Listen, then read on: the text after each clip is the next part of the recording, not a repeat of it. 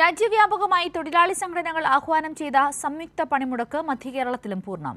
കേന്ദ്ര സർക്കാർ സ്ഥാപനങ്ങളിലേക്ക് വിവിധ തൊഴിലാളി സംഘടനകളുടെ പ്രതിഷേധ റാലി നടന്നു. പണിമുടക്ക് ദിവസം തന്നെ കോൺഗ്രസ് ജാഥയുമായി മുന്നോട്ടു പോകുന്നത് തൊഴിലാളികളുടെ വികാരത്തെ അപമാനിക്കുന്നതിന് തുല്യമെന്ന് എളമരം കരീം പറഞ്ഞു.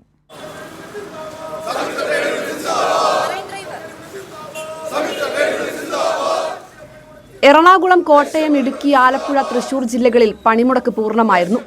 KSRTC സ്വകാര്യ ബസ്സുകൾ സർവീസ് നടത്തിയില്ല. വ്യാപാര വ്യവസായ സ്ഥാപനങ്ങൾ അടഞ്ഞുകിടന്നു.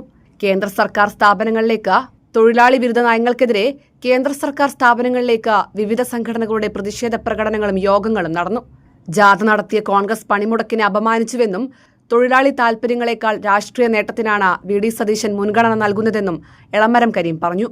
ഇന്ത്യൻ നാഷണൽ കോൺഗ്രസ് പിന്തുണ പ്രഖ്യാപിച്ചിട്ട് ആ പണിമുടക്ക് ദിവസം രാഷ്ട്രീയമായി UDF ഒരു ജാഥ പ്രതിപക്ഷ നേതാവിൻ്റെയും UDF നേതാക്കളുടെയും നേതൃത്വത്തിൽ നടക്കുന്നത് ഈ പണിമുടക്കിനെ അപമാനിക്കലാണ്.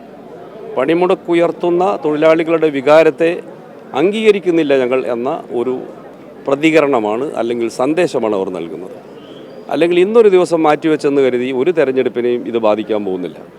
ഈ തൊഴിലാളികളെ നടത്തുന്ന പണിമുടക്ക് വിജയിപ്പിക്കാൻ കഴിയാവുന്ന വിധത്തിൽ പ്രവർത്തിക്കാൻ ബാധ്യസ്ഥരായവരാണ് UDFിലെയും കക്ഷികൾ. ഇത് വളരെ ഖേദകരമായ ഒരു സാഹചര്യമാണെന്നാണ് എനിക്ക് പറയാനുള്ളത്. പണിമുടക്കിയ തൊഴിലാളികൾ സംയുക്ത ട്രേഡ് യൂണിയന്റെ നേതൃത്വത്തിൽ കോട്ടയം നഗരത്തിൽ പ്രകടനം നടത്തി. ഇടുക്കി ചെറുതോണിയിൽ നടന്ന പ്രതിഷേധ പ്രകടനം CPIM ജില്ലാ സെക്രട്ടറി CV വർഗീസ് ഉദ്ഘാടനം ചെയ്തു. തൃശൂരിൽ 1000-ലധികം തൊഴിലാളികൾ പങ്കെടുത്ത ജാഥ CITU അഖിലേന്ത്യാ സെക്രട്ടറി ദീപ K രാജൻ ഉദ്ഘാടനം ചെയ്തു. തൊഴിലാളി വിരുദ്ധ നയങ്ങൾക്കെതിരെ ജനങ്ങൾ പൂർണ്ണമായും അണിനിരന്നപ്പോൾ അത് കേന്ദ്ര സർക്കാരിനുള്ള താക്കീതായി മാറുന്നതാണ് കണ്ടത്. കൈരളി ന്യൂസ്, കൊച്ചി.